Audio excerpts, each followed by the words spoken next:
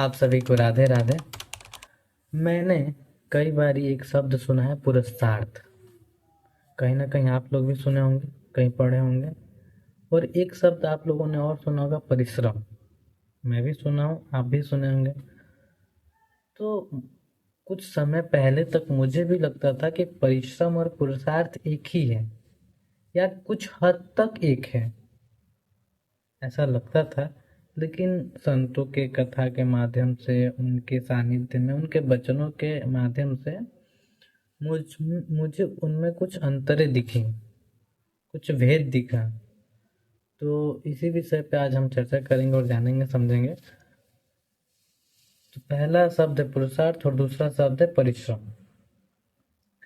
देखिए, जो पुरुषार्थी व्यक्ति होते हैं वो परिश्रमी हो सकते हैं, लेकिन जो परिश्रमी व्यक्ति हैं वो पुरुषार्थी नहीं हो सकते हैं, लेकिन उसमें कुछ शर्तें हैं, कुछ मर्यादाएं हैं, कुछ कसौटियां हैं, जिनको पूरा करके ही वो पुरुषार्थी बन पाएंगे। अब उसमें क्या मर्यादा है? जैसे पुरुषार्थ के चार स्तंभ होते हैं। पहला धर्म, दूसरा अर्थ, तीसरा काम और चौथा मोक्ष। ठीक है। और परिश्रम में ऐसा कुछ स्तंभ तो नहीं था। परिश्रमी का मतलब होता है मेहनत करके कमाने वाला व्यक्ति परिश्रमी कहलाता है। ठीक है। जिसमें वो गृहस्थ लोग भी आते हैं, जिसमें कृषि कार्य करने वाले लोग भी आते हैं, जिसमें व्यवसाय करने वाले लोग भी आते हैं। ये सारे लोग परिश्रमी हैं, पर सारे लोग पुरुषार्थी नहीं हैं। अब पुरुषार्थी में मैंने बताया क्या, धर्म, अर्थ, काम, मोक्ष। इन चारों चीजों को, जो इन चारों मापदंडों पे जो खड़ा उतरेगा वही पुरुषार्थी होगा, अन्यथा वो परिश्रमी होगा। अब ऐसे समझ सकते हैं, एक परिश्रमी व्यक्ति दिन भर मेहनत करता है, काम करता है, धन एकत्रित करता है, पैसा कमाता है, शाम को आता है और क्या करता है, मांस मदिरा का सेवन करता है, या अपने कमाए हुए धन का कहीं गलत दुरुपयोग करता है, नशे वाले चीज़ों में, पराई स्त्रियों पे जो गैर कार्य हैं उन सारी चीज़ों में। लेकिन पुरुषार्थी व्यक्ति ऐसा कुछ नहीं करता। पुरुषार्थी इन चारों पॉइंटों को पूरा करते हुए पुरुषार्थी बनता है और एक महान आदमी बनता है, एक व्यक्तित्व बनाता है। पर परिश्रमी व्यक्ति परिश्रम करके इन चारों चीज को ध्यान में रखता है तो पुरुषार्थी कहलाएगा। अब धर्म, अर्थ, काम, मोक्ष, ये चार चीजें हैं। अब इन चारों चीजों को मैं संक्षेप में बताना चाहूंगा। धर्म का अर्थ है नैतिक कर्तव्यों को पूरा करना। नैतिक कर्तव्य जैसे कि अपने माता के प्रति जो कर्तव्य उसको पूरा करना, अपने पिता के प्रति कर्तव्य उसको पूरा, अपने परिवार के प्रति जो उसका पूरा करना, जो समाज के प्रति नैतिक कर्तव्य उसको पूरा करना, ये धर्म होता है। और साथ ही अपने इष्ट को, अपने आराध्य को, अपने भगवान जी को, जो भी हैं उनको अपने 24 घंटा में से आधा एक घंटा के लिए टाइम देना, उनका ध्यान करना, उनका नाम जप करना, उनकी सेवा करना, जो भी आप में बने वो। तो ये हो गया धर्म। अर्थ, अर्थ क्या है? अर्थ का मतलब होता है पैसे। जैसे आपने अर्थशास्त्र का नाम सुना होगा, जिसको हम इंग्लिश में क्या कहते हैं, इकोनॉमी, पर हिंदी में हम क्या कहते हैं, अर्थशास्त्र। अर्थशास्त्र मतलब धन से संबंधित जो भी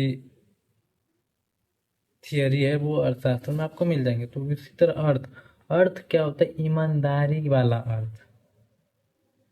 देखिए, कहीं ना कहीं आप धन कमाते वक्त झूठ सही का उपयोग करते होंगे, लेकिन उतना भी मत उपयोग कीजिए जिससे दूसरे का अहित हो जाए। जैसे आपका कोई व्यवसाय है, कोई कस्टमर आ रहा है, कोई ग्राहक आ रहा है, तो आप तो उससे भाई अपना जो भी आपका लागत हुआ उसका तो आप हिसाब करके उससे पैसा लेंगे ही। अब जैसे किसी वस्तु का निर्माण करने में आपको 50 रुपये खर्च आ रही, लेकिन आप उसको अब 100 रुपया मांगेंगे तो ये तो अच्छी बात नहीं है। 50 रुपया अगर निर्माण करने में लग रही है तो 60 रुपया लीजिए, 70 रुपया लीजिए, यहाँ तक चल सकता है। लेकिन 100 रुपया लेंगे तो ये तो दूसरों का हित हो गया ना। तो इसका ध्यान रखना चाहिए, किसी और को ठगना नहीं चाहिए, झूठ सही। जैसे कि ये चीज़ आप अगर कॉमर्स वाले फील्ड के कुछ लोग होंगे जिनको पढ़ाया गया है कि जो एडवर्टाइजमेंट होता है उसमें गलत चीज़ों को आप ना दिखाइए। जैसे आजकल का जो एडवर्टाइजमेंट है, जो भी हो, मैं ये नहीं कहूँगा कि कौन सा एडवर्टाइजमेंट गलत है कौन सा सही है, लेकिन कुछ चीज़ ऐसे भी आपको दिख जाते हैं कि जो बिल्कुल उसके उत्पादन में और उसका जो प्रचार है उसमें ज़मीन आसमान का अंतर होता है। तो इस चीज़ से प्रचार प्रसार करके आप लोगों को मूर्ख मत बनाइए। तो ये हो गया अर्थ कमाने का सही तरीका, ईमानदारी से धन कमाइए। तीसरा हो गया काम।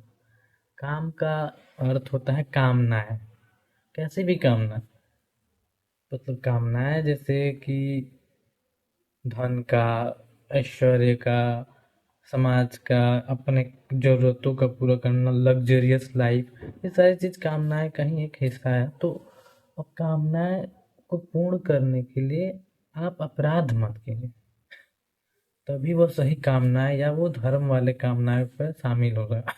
अपराध का मतलब, अगर आपको ऑडी मर्सिडीज जैसे लग्जरियस कार को खरीदने का इरादा है तो आप खरीदिए, लेकिन ईमानदारी पूर्वक धन कमाइए और उस पैसे से आप उसको खरीदिए। जैसे कि मैंने अभी अर्थ के विषय में जो समझाया उसमें कुछ बताया कि किस तरीके से धन कमाने वाली चीज़ों को ईमानदारी पूर्वक कहा जा सकता है। लेकिन आप उस लग्जरियस लाइफ को जीने के लिए, खरीदने के लिए आप अपराध करेंगे, अपराध में और दूसरों को लूटपाट करेंगे, चुनौती करेंगे, उस पैसे से आप उस कामनाओं को पूर्ण करेंगे, तो वो सही कामना नहीं। और सही दूसरा कामना इसका भी एक अर्थ है, कामना जैसे पराई स्त्रियों पे खर्च करना या गैर चीज़ें जो आप आजकल आप लोग भी जानते हैं, जो ये सब सेक्स वर्कर सब होते हैं उस पर जाकर खर्च करना, ये सारी चीज़ें भी गैर मतलब धर्म में नहीं आता। ये सब चीज़ों को जो पुरुषार्थी पुरुष है अपने कामनाओं में नहीं रखते हैं। वो क्या कामना करते हैं, जो भी है उनका अगर लग्जरियस लाइफ का भी कामना है तो ईमानदारी पूर्वक धन कमाते हैं, उसको खरीदते हैं और उसमें आसक्ति नहीं रहता है। परंतु अगर वो नहीं खरीद पाए तो उसके लिए अपराध नहीं करते, कि कैसे ऐसे कितने लोग होंगे जिनको आप देखते होंगे अपने कामनाओं की पूर्ति के लिए बहुत हद तक वो चले जाते हैं। तो इस तरीके से ना कीजिए।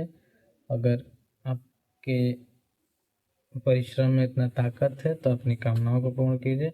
तो ये आपने तीन चीज़, पहला धर्म, अर्थ, काम, ये तीन चीज़ अगर आप पूर्ण रूप से कर रहे हैं तो मोक्ष जो चौथा स्तंभ है वहाँ तक आप पहुँच जाएंगे। मोक्ष का मतलब होता है जन्म, मृत्यु, जरा, व्याधि से छुटकारा। तो आप वहाँ तक पहुँच जाएंगे और भगवत धाम को चले जाएंगे। तो ये हो गए पुरुषार्थी व्यक्ति के कुछ मर्यादाएं, जिसको वो करके ही पुरुषार्थी कहलाते हैं। और एक परिश्रमी व्यक्ति जो होता है वो भी पुरुषार्थी बन सकता है, लेकिन उसको इन चीज़ों को ध्यान में रखकर कार्य करना होगा और अपने कामनाओं का, धर्म का, जो भी अपनी इच्छा है उसकी पूर्ति करना पड़ेगा। तो इस तरीके से आपको समझ में आ गया होगा पुरुषार्थी व्यक्ति और परिश्रमी व्यक्ति में अंतर। ठीक है, तो आज के वीडियो में इतना ही। मिलेंगे फिर किसी विषय के साथ, तब तक के लिए जय श्री राधे।